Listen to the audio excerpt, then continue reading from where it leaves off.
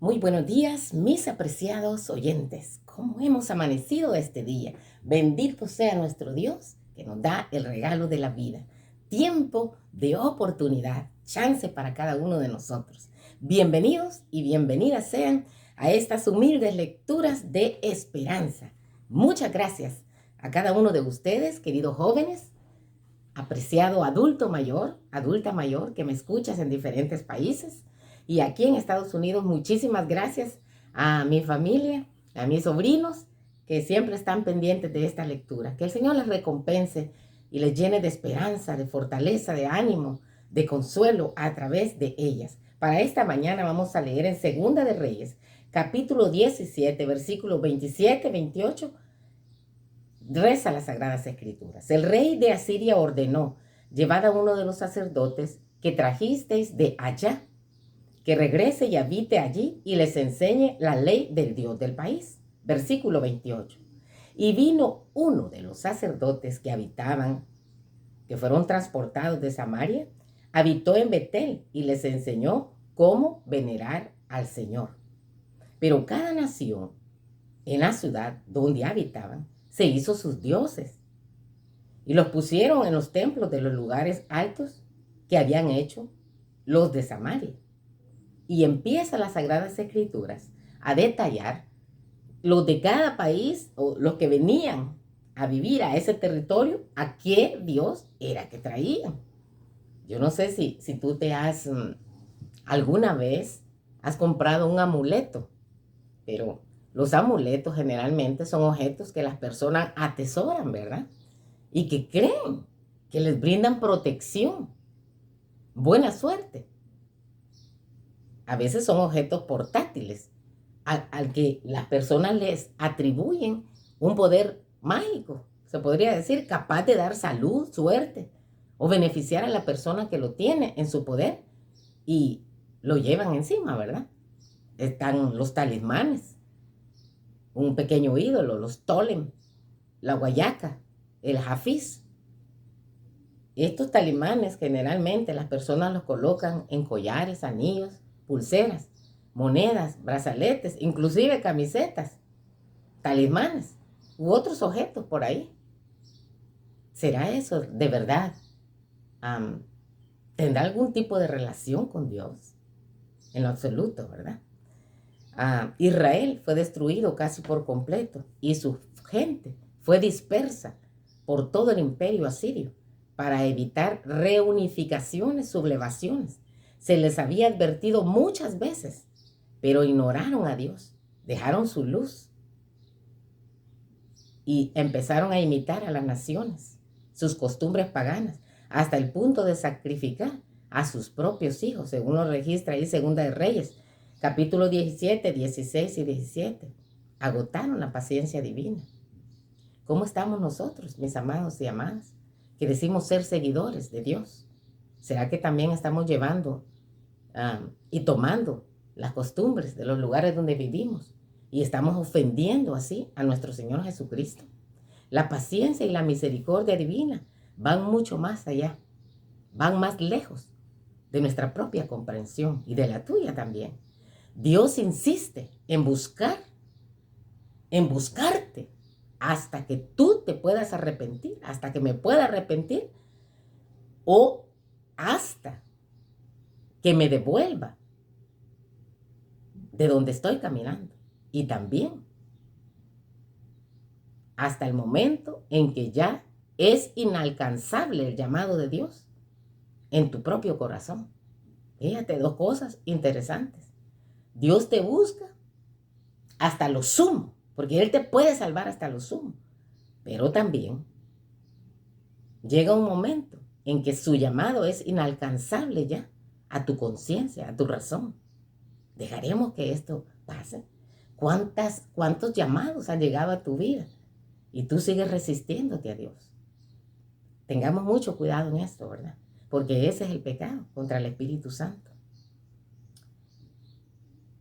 Debemos entonces nosotros regresar antes de que nuestra terquedad nos ponga fuera del alcance de su brazo poderoso.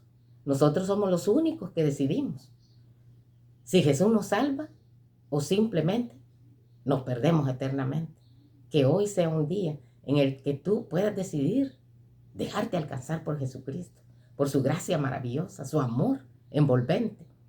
Extranjeros, cautivos e idólatras fueron traídos a Israel. Cuando los nuevos pobladores llegaron a Israel, su conducta pagana, es decir, llena del montón de costumbres idolátricas, fue reprochada por Dios, quien envió leones para matarlos.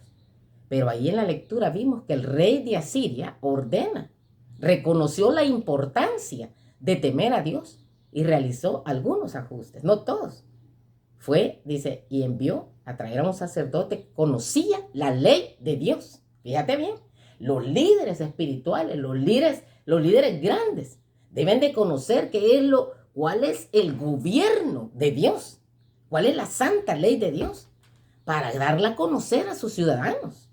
Entonces este rey mandó a traer un sacerdote que conocía, para que le explicara al pueblo, para que supieran cómo reverenciar a Dios, cómo adorarle, cómo venerarle, cómo temerle. Y fíjate, este temor de Dios no es miedo.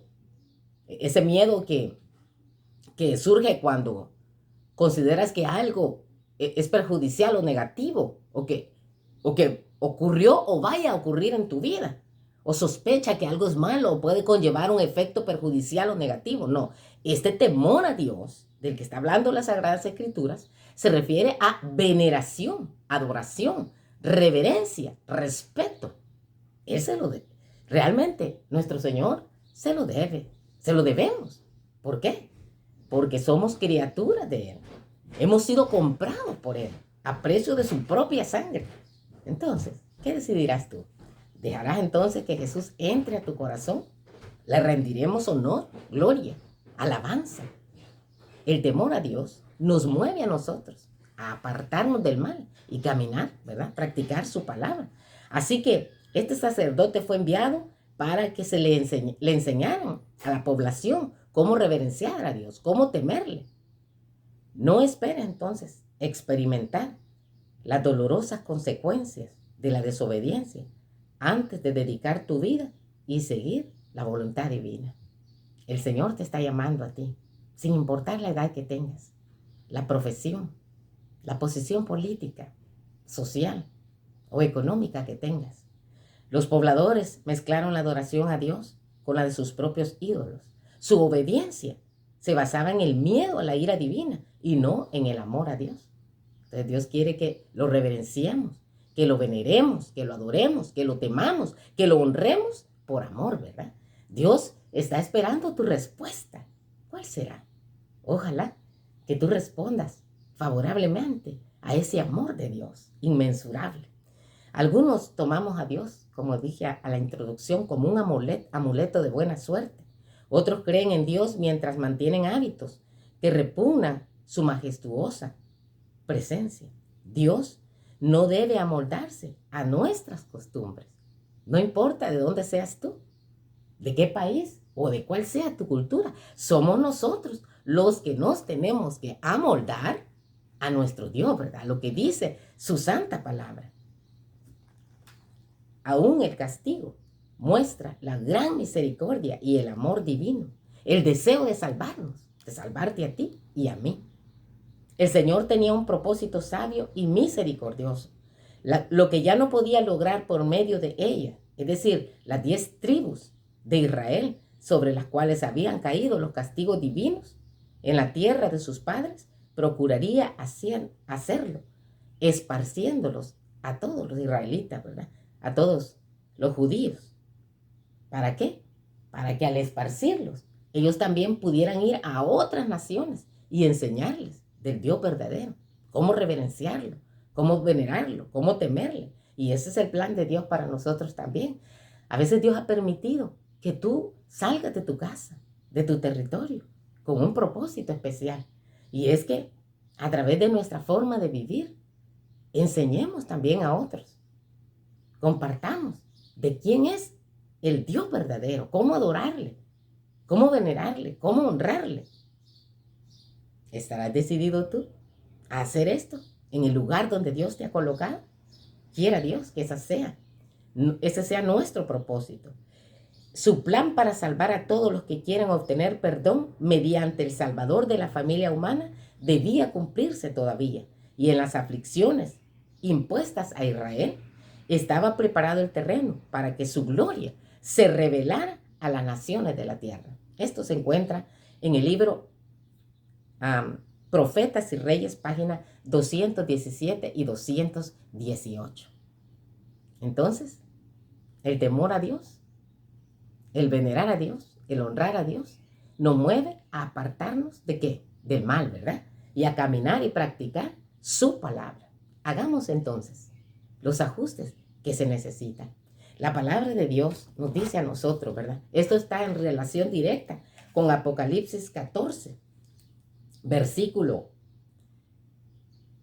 7. Dice, oí un ángel con una voz potente que decía, que se escuchaba y dijo, honren a Dios y glorifiquen su nombre, porque ha llegado el momento en el que inicia su juicio. Y adoren al que creó los cielos, la tierra, el mar y las fuentes de las aguas. Y también está en relación directa con lo que dice allí el libro de Eclesiastés 12:3, San Juan 5:12. El que tiene al Hijo tiene la vida. El que no tiene al Hijo no tiene la vida. Y Eclesiastés 12:13 dice, el fin de todo el discurso, el sabio rey Salomón, de toda su vida y lo que ha escrito es este. Teme a Dios, es decir, adora a Dios, venera a Dios, honra a Dios y guarda sus mandamientos, porque esto es el todo del ser humano. ¿Qué decidirás tú? Quiera Dios que honremos a nuestro Señor, que lo veneremos, ¿verdad? Y dejemos los ídolos por ahí, que dejemos de estar atesorando esos amuletos que tenemos. Jesús, Dios, no es un amuleto. Él es el creador del universo, el salvador de la humanidad, tu salvador, si tú lo aceptas. Si tú vienes y haces arreglos con Él hoy en vida, vienes a pacto con Él a través de las aguas del bautismo por inmersión y decides seguirlo, al Cordero de Dios por donde quiera que va, entrar a su gobierno. La paz de Cristo quede con cada uno de nosotros. Si el Eterno lo permite, nos encontramos próximamente. Amén.